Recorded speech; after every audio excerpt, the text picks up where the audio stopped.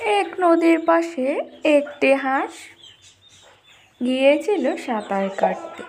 সে ভুলে সেখানেই ডিম পেড়ে চলে আসে। এরপর হাঁসটির মনে হলো যে হাঁসটি তো ডিম পেড়ে সেখান থেকে চলে এলো। এরপর সে তার ডিমটাকে অনেক খোঁজাখুঁজি করলো, কিন্তু সে কোথাও পেল না। এদিকে সে যেখানে ডিম পেড়েছিল সেখানে তার ছানাটি জন্ম নেয়। সে জন্ম নেওয়ার পর তার মাকে না পেয়ে সে সব জায়গায় খোঁজাখুঁজি করতে থাকে, কিন্তু সে কোথাও তার মাকে পেল না। এই যে শুনছো, তোমরা কেউ কি আমার মাকে দেখেছো? আমি আমার মাকে তো কোথাও খুঁজে পাচ্ছি না। কে রে তুই? কি বিচ্ছিরি দেখতে তোকে! যা এখান থেকে, আমি চিনি না তোর মাকে। হাঁসটি ছিল অন্য জাতের, সব হাঁসগুলা থেকে সে আলাদা ছিল। যেই দেখতো হাঁসটাকে সেই তাকে ঘৃণা করত, কেউ তাকে দেখতে পারতো না। একদিন সে শেয়ালের সামনে গিয়ে পড়ল, কিন্তু শেয়ালও তাকে খেলো না, কারণ তাকে দেখতে খুবই বিচ্ছিরি ছিল। এ বাবা, একে খাবো কি রে? এর তো গায়ের গন্ধেই আমার জীবন যাচ্ছে। একে তো কোনোভাবেই আমি খেতে পারবো না। এরপর হাঁসটি তার মন খারাপ করে বসে থাকলো আর বলল,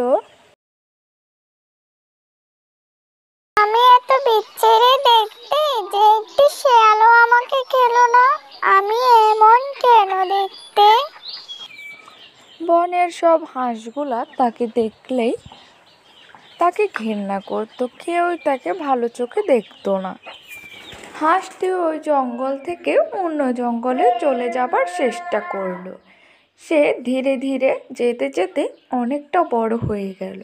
সে যখন বড় হয়ে গেল তখন অন্য হাঁসগুলো থেকে সে অনেকটাই আলাদা ছিল। সে ছিল রাজহাঁস।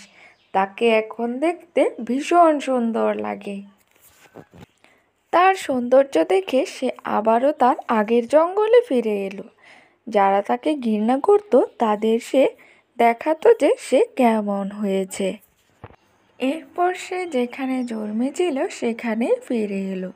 সেখানে দেখলো তার জাতেরই একটি হাঁস ওইখানে বসে আছে। এরপর তাদের দুজন দুজনকে খুবই ভালো লেগে গিয়েছিল। এরপর থেকে তারা সুখে শান্তিতে সেখানেই থাকতে থাকলো, আর কখনো তাদের কোনো সমস্যা হয়নি। তো বন্ধুরা, আমাদের এই গল্প থেকে শিখলে যে যে যেমনই হোক কাউকে কখনো অসম্মান করতে নেই।